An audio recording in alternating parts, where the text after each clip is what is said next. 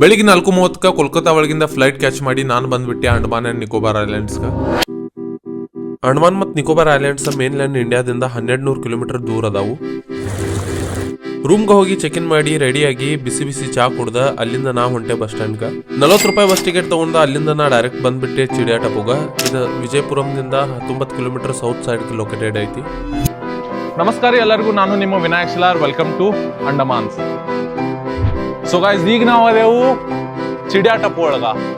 Andaman islands ದ biodiversity ಭಾಳ different ಐತಿ.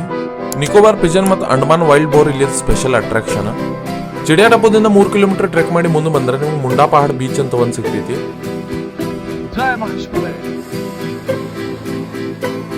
ಇಲ್ಲಿದ್ ಮೇನ್ ಅಟ್ರಾಕ್ಷನ್ ಪಾಯಿಂಟ್ ಅಂದ್ರೆ ಮುಂಡಾ ಪಹಾಡ್ ಸನ್ಸೆಟ್ ಪಾಯಿಂಟ್. ಯಾರೋ ಇಲ್ಲಿ ಸುಸೈಡ್ ಮಾಡ್ಕೊಂಡಾರಂತ ಆ ಪಾಯಿಂಟ್ ಈಗ ಬಂದ್ ಮಾಡಿದಾರು.